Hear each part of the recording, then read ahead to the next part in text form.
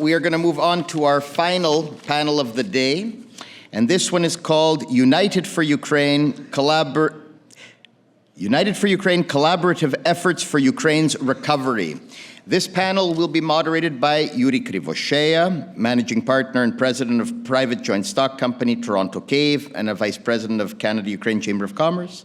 And the participants will be Valery Kostyuk, Executive Director, Canada-Ukraine Foundation, Kristina Kurhanska, Chairman of the Board of Dolado, Yevhen Honcharenko, founder of Molfar, 35th Separate Marine Brigade of the Armed Forces of Ukraine, Alexander Prokudin, head of the Kherson Regional Military Administration, and Paul Grod, president of the Ukrainian World Congress. I kindly ask you to come to the stage. So I think we will just start, and I would like to mention that it's a great honor to be here, and I would like to thank everybody for your tremendous attention and patience to be here, because being the last panel is always hard, but we do have amazing experiences that we are going to be more than happy to share today. And I believe it's going to be important and very inspiring to hear some of the matters because of the people who are present here. You hear this word resilience, you hear a lot of success stories that's happening because of the people. And actually before Pavlo join us, actually before we can jump into conversation, with your permission, I just would like to mention a few important words and just to give a background. In today's turbulent world and uncertainty and a lot of changing governments in various jurisdictions, a lot of people are concerned what's coming, and there is risk supposedly and there are threats. But this being said, I would like to reiterate one important observation, which actually throughout the years became a true fact. I mentioned this previously. And the observation is the following: none of the worst or the most conservative forecasts about Ukraine came to be true. It's important to understand this concept, because whether it was during financial crisis, whether during the beginning of the war in 2014, or during other serious force majeure turbulent, we had a lot of forecasts, but none of the worst ones came to be true. Why? Because of the people, because of strong civil society that actually needs to get a better credit, because of the lot of actions that have been taken by the people, including by the people who are here at the stage and who were earlier. Basically, that sends a strong fundamental for, believe it or not, first move advantage again to invest into Ukraine, to benefit from entering the market right here and right now. We heard today that there are instruments already available. There is insurance, which is enhancing and keeping developing. There is capital available. IFIs are pretty active and going to become even more active. There are, private-public partnerships. There is a lot of tools basically available, and joint ventures, which are among essential instruments for generating foreign direct investment, are to be set up. But all of this is possible only if there are proper partnerships and collaborations being set up, and that is possible only because of the people. And essentially, Ukraine conversation is not only about human capital notion as a standard macroeconomic or whatever term and definition. Is much deeper, because as you heard, a lot of success stories is possible because people right now have been able to generate and create amazing solutions quickly and when they were needed, whether it was at the front line or on a business playing field or otherwise. And basically, the people today in Ukraine are assets of experience that are to be considered by any investor or any stakeholder that's able to help. And basically, all of us have become universal soldiers, because everybody as well who's here is wearing many hats at the same time. And that's important to understand, and they're being successful while doing this. So it's a great honor for me to be able for you to facilitate discussion so that you can hear these amazing stories. And by starting discussion, I will ask Valery to share, his experience, and because I believe there are a lot of amazing projects and things being implemented, as we discussed previously, and there are even lessons learned that are going to be useful for collaborative efforts, for Ukraine going forward. Valery, if you can start. So, I mean, it's very interesting to be here at a business conference and represent a charity. Canada-Ukraine Foundation has been existing for past 30 years, and in 2022, with the full-scale invasion, together with the Ukrainian Canadian Congress, we've launched Ukraine Humanitarian Appeal, and through that through that program, we ended up sending over $80 million worth of aid to Ukraine, impacting lives of 5 million people, which we managed to achieve thanks to all of you. We as a charity, we depend on the donations of you, of Canadians, and of Canadian businesses. One thing that I want to emphasize quite often right now, we talk about donor fatigue. The thing is, once you look into donor fatigue has existed for ages. When we look at 2014, we look at 2020 with COVID, we look at 2022 right now. But the thing is, when we use the term donor fatigue, we always we always get caught blindsided by using that as an excuse for us to get distracted. And we get distracted from seeing the real benefit that we can not only help Ukrainians on the ground, but we can also reap benefits here as Canadians. It's an investment on our part. I mean, when it comes to Ukrainian businesses, I mean, I think they're also the backbone of how we're able to deliver aid in Ukraine. For example, through, right now we just finished our winterization campaign, and we are working with an organization on the ground called Be Free. And since 2022, with Be Free, we have been distributing wood-burning stoves in areas where they're needed. And those wood-burning stoves we started ordering from a steel manufacturer that was about to go bankrupt in the fall of 2022. So we ended up creating jobs in Ukraine while also keeping Ukrainians warm and fed that winter. And now that business is actually able to sustain itself, pay its employees fairly so that they're able to sustain their families.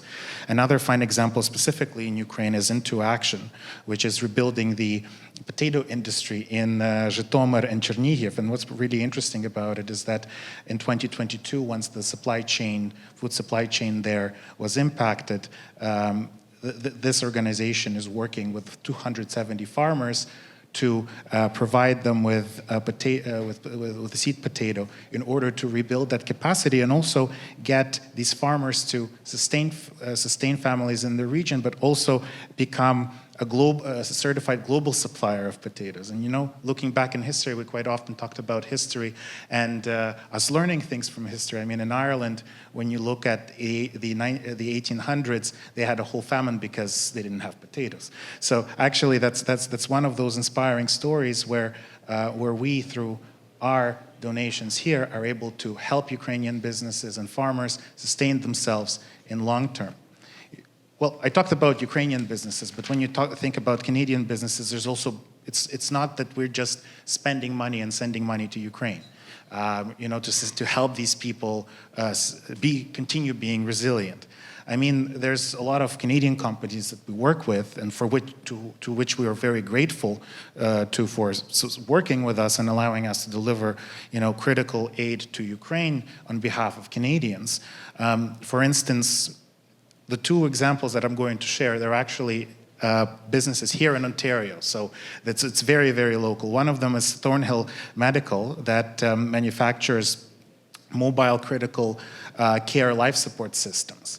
And together with the Government of Canada, we ended up shipping 100 Moves SLC devices that are able to life-supporting devices that are saving lives in Ukraine right now. So we ended up getting them out of Canadian stock, and we're currently together with Thornhill Medical sustaining them.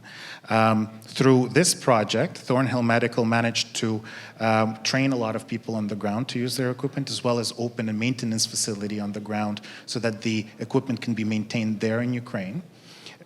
Benefits for Thornhill Medical is that you know, through their 20-year history, this was the largest distribution of their equipment through an NGO in a country that is at a crisis, through a publication in a US journal, their incoming requests have increased, thus positively impacting their business. Tessa Mintz from Thornhill Medical is here, so you can talk a little bit more about her and the work that they do. But final example that I think is actually quite aspiring, it's actually a startup, Biomic, and they produce Pure Cleanse wound treatment. And in Ukraine, there's currently an issue of drug resistance. So when treating wounds, not all of the medicines available in Ukraine are able to treat them. Pure Cleanse, which is manufactured by Biomic, has been successfully used in Canada. It's been proven to be effective. And the thing is that it can counterfight the drug resistance that is currently in Ukraine, thus saving lives. And we've been able, over the past few months, deliver it to 2 hospitals in Ukraine, and also use it at one of Canada-Ukraine surgical aid programs that we've been implementing for past 10 years as SCUF. And it proved to be effective. Next steps for Biomic, they're currently in the process of becoming certified by WHO, getting appropriate certifications in Ukraine, getting a case study, and thus expanding their business. We're talking about business and it being transactional, right?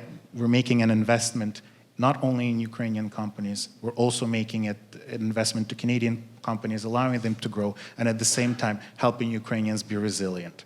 So I think there's lots for us to talk about when it comes to the way that Canadian businesses and Ukrainian businesses are able to benefit while at the same time delivering critical need, thus building resilience and sustainability in long term. It's amazing. Thank you very much for this, and it's amazing on many levels because, you know, there is like a traditional classical notion that, you know, sometimes NGOs are depending on support of businesses, but you actually, by your track record, showed that by helping and, you know, focusing on the true values, you can actually indirectly or actually directly impact businesses, help innovations, and enable survival of SMEs. So this is just amazing. Before going to our next speaker, I just wanted to mention that I have had the pleasure of knowing some of participants for many years, and you know, I will ask Paul to say a few words, but before we do this, I mean, if we talk about joint successful, interesting experience, it's been very cool, I think, starting from Orange Revolution when we're doing some things during when observers came and, you know, doing a lot of things together. And because of those efforts, that's why also, you know, everybody is progressing forward. And I think this is very interesting. And before Paul will share his experience, if we can play a short video for Paul Groth, which also shows that amazing, you know, enabling experience. Education stands as a beacon of hope. Yet in Ukraine, children have been deprived of schooling for 3 dark and challenging winters. Children are our future. By supporting Energize Ukraine, you are empowering these budding minds to pursue their education. By equipping Ukrainian schools with hybrid solar power plants with storage systems that accumulate energy, you are ensuring a stable power supply in the face of a constant threat to the Ukrainian energy grid. Your contribution is an investment in the future of Ukraine and the entire free world. Energize Ukraine. Empower Ukrainian children.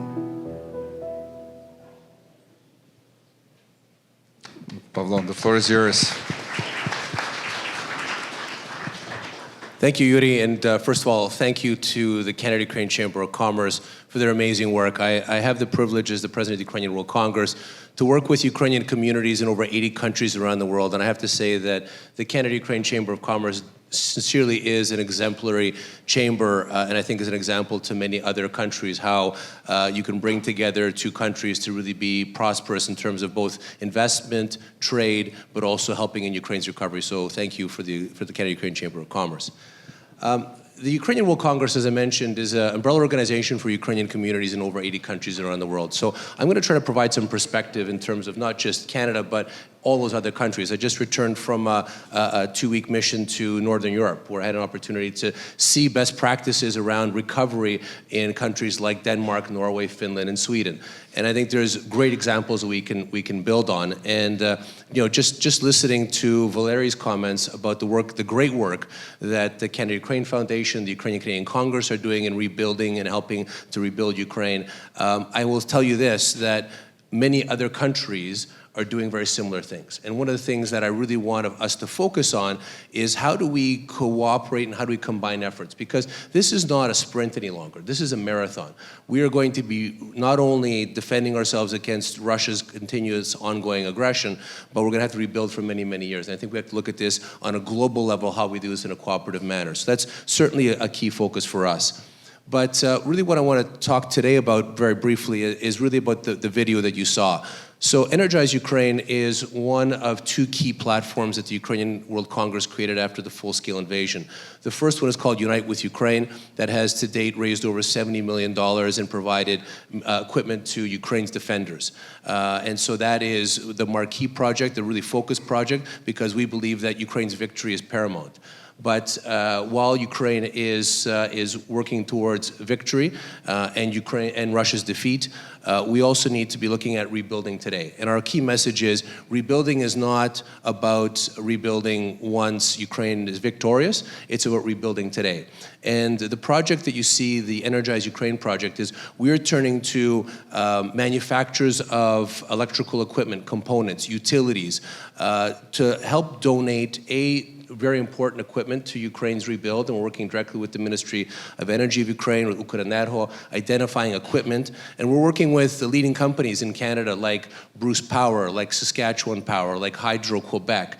They are donating huge transformers that Ukraine needs for their high voltage system, and we're helping and working with the Canadian government and other governments around the world to help logistically get that kind of equipment to help rebuild Ukraine today. Secondly, what you saw, the second focus of the Energize Ukraine project is building resilient societies, building resilient schools, building resilient hospitals. And the example that we have here is we have several North American utilities who have donated dollars because they weren't able to donate equipment, and we're able to use those dollars to create microgrids at schools and hospitals across Ukraine, and we're continuing to do that. And so by putting in solar panels, battery storage systems, backup generation, we're able to provide these centers of resilience so that children, at least when they are in the bunkers and they are being forced with these attacks, at least they'll have light. At least they'll be able to continue their education. At least doctors will continue to be able to perform operations even though the grid has been taken out. And we know, I mean, you're all Ukraine followers, you know that half the electricity grid, if not more, has been taken out and will continue to be taken out by Russia's aggressive missile attacks. So that's a very important project. And we are turning to your non-traditional donors because typically we go to Friends of Ukraine and donors and Ukrainian Canadian community, but here we're talking to industry, and industry wants to help if you tell them the story in appropriate manner. So that's really a great example of success. The other part of recovery I just want to touch on briefly that we're also working on is working with veterans. We think that working veteran support is critical, and I know the General talked about that as well, and that's very important to Ukraine's recovery both today and into the future. If we want men and women to volunteer to join the Ukrainian Armed Forces, they also want to know that they're going to be supported in a time of need. And if we can help demonstrate that Ukraine will support it and Friends of Ukraine will help support veterans in their time of need, then that will spur people to continue to support.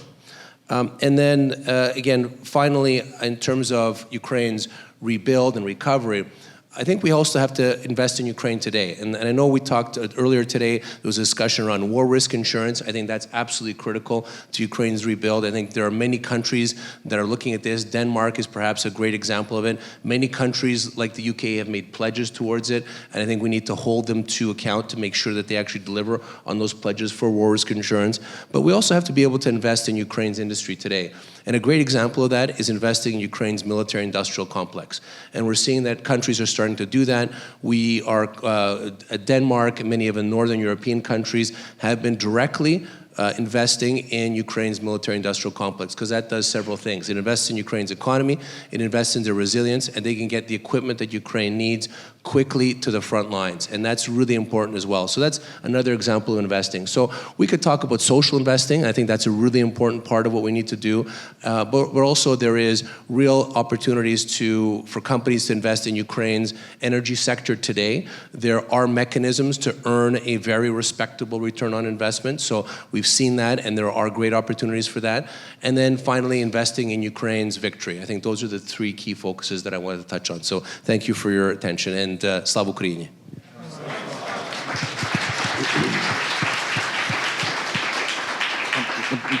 Pavlo, thank you very much, and fully agree with you. And basically, one of the important messages, one of many important messages that you deliver, as we already been talking about this yesterday, that the war is not moratorium to investment. So basically, we need to act now, and there are tremendous opportunities. And as you mentioned, it's not sprints anymore. It's, as you mentioned, marathon, or as we say on the ground, it's ultra marathon, and often filled with sprints inside. So endurance is a must, and because of efforts and because of investments that you guys do, that helps us to implement continuity, which is very important. Now, shifting to a lot of action on the ground 24/7, I will move to Alexander, and Kherson's story is a very unique story. Very unique for Ukraine, actually very unique for the world, and actually very unique for this ongoing war, since being one of the only major cities that has been liberated. And before Alexander will share his experience, I would like to kindly ask to play a short video about Kherson and everything that is happening, please.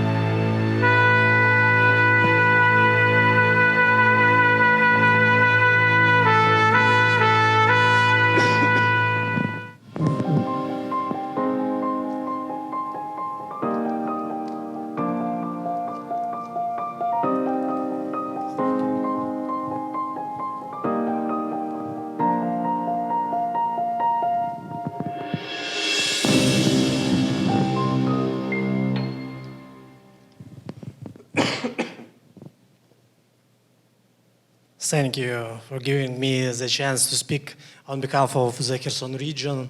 Our region has shown incredible strength and courage, but it has also faced terrible hardships.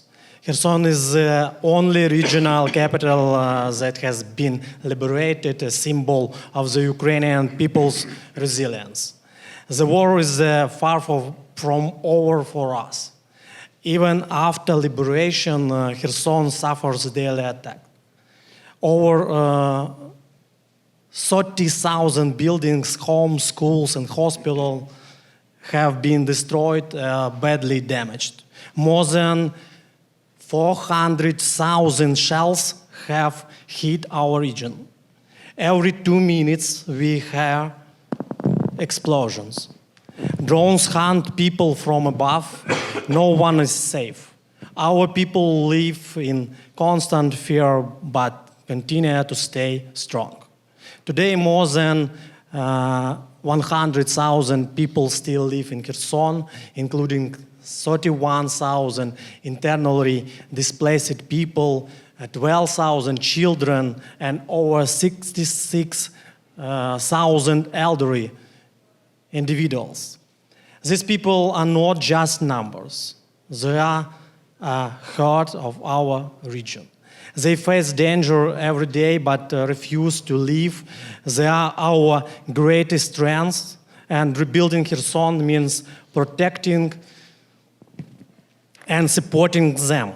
Thanks to the Ukrainian government and our international partners, we have started to rebuild. Schools, hospitals, and the water system are being repaired. This is not just about fixing buildings. It is about giving people hope. Our children can go to school, adults can walk, and families can feel a bit safer. International support is key to our recovery. With your help, we can rebuild better and stronger. We are focusing on our people, improving education, creating jobs, and helping them rebuild their lives. Kherson has great potential, especially in agricultural and renewable energy. Our natural resources and skilled workers make our regions a good places for investment. We are ready to work with partners who can bring knowledge and opportunities. Going through these hardships has taught us valuable lessons. Our people have become experts in crisis management and coordinating work in the public sector. We have learned to adapt, organize, and stay strong under the most difficult conditions. We are ready to share this knowledge and experience with others. We believe that our hard-won expertise can help other communities facing similar challenges. With the right support, Kherson can become a model of recovery. Our people have shown incredible strengths, and with your help, they can build a better future. Together, we can bring hope back together to Kherson. Thank you for standing with us. Glory to Canada, glory to Ukraine.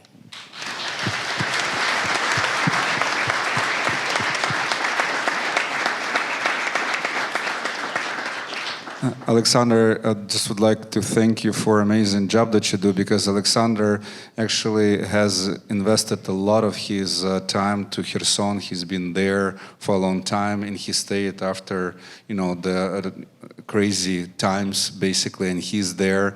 And you can just imagine if Alexander has led the region through crazy times, softly speaking, and right now it's, despite the risk that you saw still developing, you can imagine just, amazing potential that can be done with the people there on the ground. So this is amazing, and thank you, Alexander. And as well, when we talk about the people, when we talk about, as General told us about the veterans, we in Ukraine fully understand that we don't have any illusions that we have work for generations ahead. And we are, the numbers are going to be measured in millions. And there are a lot of efforts that are already taking place. And I have the pleasure now to pass the floor to Christia and actually Christina. When we speak about universal soldiers, universal people wearing many hats at the same time, Christina is an entrepreneur. Prior to full-scale invasion, has been running a number of her own interesting, amazing enterprises, some of them that have been very unique for Ukraine, but has not been standing still after the full-scale invasion and actually started an amazing organization, Dolado, about which she will speak. But as of today, already more than 1,500 veterans have successfully passed through the programs and actually increased the light at the end of the tunnel. So, Christia, the floor is yours. Thank you, Yuri. Thank you for you all for having me here, and thank you all for investing, for donation, for building that bridge between two countries and invest the resilience of Ukraine. Before we are going to serious stuff, I would like to ask you: do you know why Ukrainian women are painting our nails in a bright light? Not only that we are wanting to looking good for our men. Recently attack in Dnipro, one of the soldiers that was destroyed the building, they saw the bright on the destroyed the building, something bright between this one. And actually it was the hand of the woman, and they grabbed that hand, and the women grabbed it back. So it means she's alive. So we are in Ukraine actually living our dance, our life every single moment, because we really know that tomorrow might not be. In other hand, a lot of civilians, when they see the person or the soldier in the uniform we have here, so they think that they're Iron people. We think that it is Iron people. Actually, it is true because of the battlefield. There is iron because of the risk, because of the responsibility, because of the adrenaline. But after they look in their eyes, it's you feel that it's lost in between two worlds. Because Yuri mentioned that actually for this period of time, with Dolado projects, we have seen more than 1,500 eyes. So the main idea and the main goal of the Dolado project is create this bridge between two worlds and to transform combat experience to the civilian talents and monetize it into the employment or creating their own business or entrepreneurship. So we are together with you, together with our own business in Ukraine, together with our donors, we're creating this kind of resilience on the peer-to-peer approach, on the post-traumatic growth approach, and of course, we'll do it together. We have also a small short video. Is it possible just to show it us?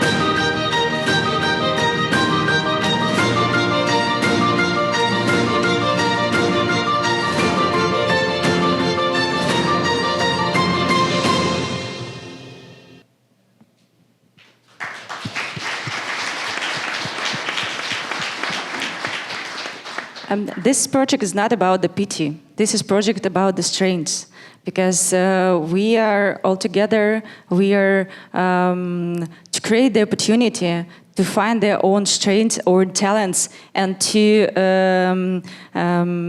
create their own dreams or to connect dreams, to connect to find a new job, to help the Ukrainian business to find the new employees as well, because we are all in our own boat, and that ultramarathon we're doing together. Thank you very much. And I must say that I had the honor and pleasure joining some of the meetings, and already some of the veterans became part of the team of the Delado, because it's about equals help equals, strong help strong. So it's about enhancement at all times, at every single stage of the roadmap. So this is a very important approach. Moving along to very good friends of mine, and as well to universal soldiers, literally, and in all possible meetings. I'd like just to share a story that Yevgen on Friday was actually very still close to the front lines, and we put a tremendous effort to basically grab him out of that environment and to bring them specifically here on the stage.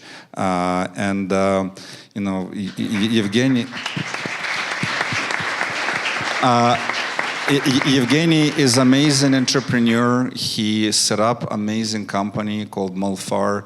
This tea has been already enjoyed by President Zelensky and President Biden, because, as you know, a lot of missions come by train, and actually, they have the pleasure to do this. And Yevgen is also serving at the 35th Marine Brigade, and is doing a lot of important action and actually implementing his entrepreneur skills into what has to be done for defense efforts. And it's a great honor just to pass the mic to you, so you can share whatever you feel we'd like to share. Yes, thank you for the invitation. First time in my life I'm on the so serious meeting. Yes, our case about National Railway Company, I think today is one of the most romantic business case I have heard in Ukraine. But it's a war story. Yes, we are the small tea factory in Carpathian. We collecting our national Carpathian herbs, and according to world technology of processing with tea, manufacturing with rolling, with fermentation, and to make good tea with Ukrainian brand Malfar. Since 9th of March 2022, I have a new employer. My corporation named, as you said, 35 Marines Brigade.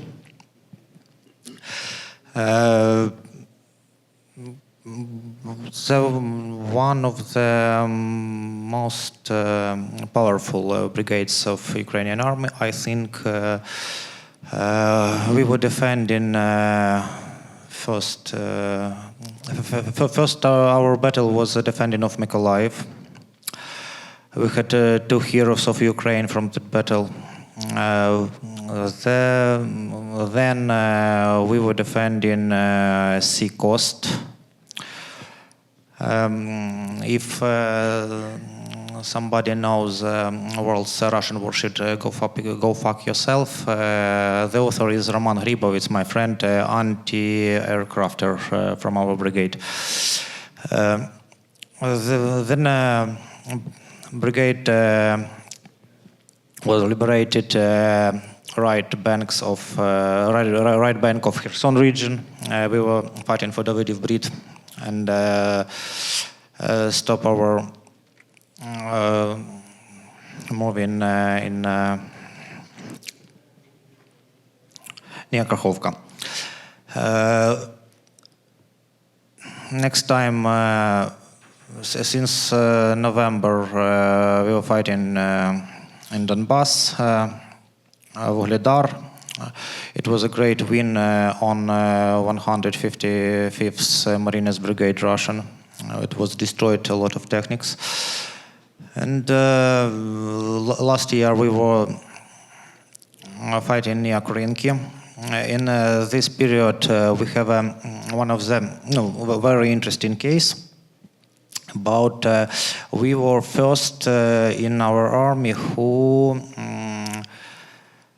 started to shut down orcs' intelligence drones. Yeah. And, we got very good support from Israel. The radars who can see even birds. The name of radars is Rada.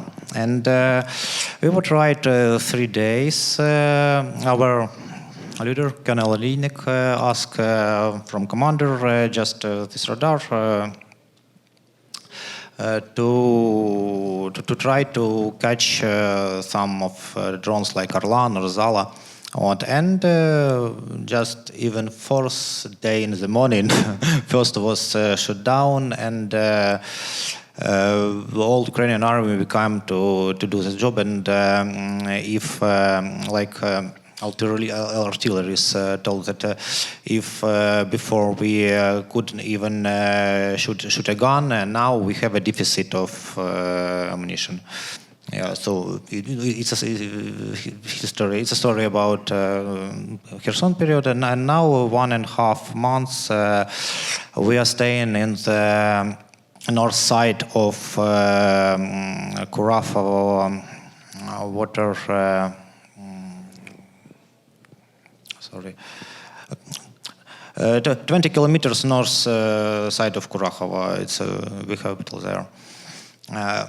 What about Yura asked me to tell you that how it's to lead their business and to make something useful in the war.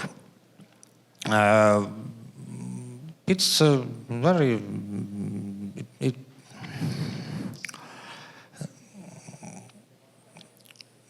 have two positive moments. First of all people who study management, who are teaching management, will tell you that the key of success is delegation. So my team well know that they should do that they do, and I can give only command by phone.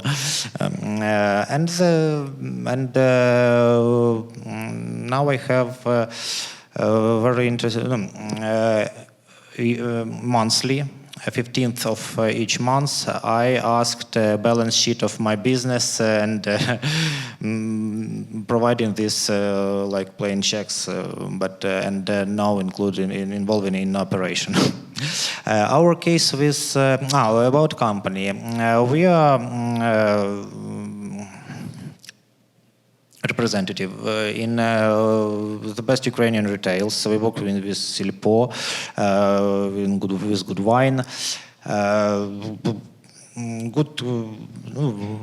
really good Ukrainian restaurants drinks our tea. And we are the regular members of Biofach exhibition. It's exhibition of organic products in Nuremberg, the best in the world. In Nuremberg, Germany, we regularly visited this exhibition, and even past year on my military vacation, I visited this exhibition.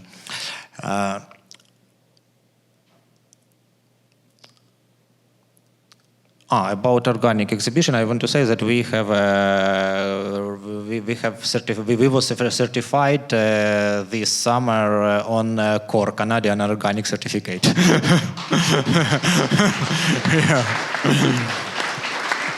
And the case, the most interesting story about business is a case with the Ukrainian National Railway Company. If it's interesting, I will tell you that we were in Odessa. It was October of 2022, and my assistant called me and said, Evgeny Mykolaevich, someone from Ukraine, from National Railway Company, are calling to us and asked to make a degustation. I tell him, give me the number. I'm calling. Hello, I'm an owner. What do you need, sir? Good day. We are new team of Ukrainian reformator of Ukrainian National Railway Company. We are making our iron changes, and we know that you are national tea brand, and please come to us today to make a degustation. Maybe next week. So I came to my commander, I tell Colonel, sir, I need 1 day in Kiev. It's very serious. And came. When we were talking with managers of railway company, I told them, guys, I have two news for you. First of all, I know you, I am understanding you are not, that if you knew who we are, you have even called to us, because we are a small factory of herbal teas. But the second one, I know what do you need. I will make you 3 types of tea, packaging 2 grams, and we took really good black tea from Ceylon and did to them our Ukrainian Carpathian team. The second one we made from really good Ceylon green tea and our Ukrainian mint. And the third we mixed with willow herb, mint, melissa, and chamomile, yeah. And then, and of course, it was some question with design of this packaging. And in 1.5 months, the 2nd of December, the brigade were coming to Donbass.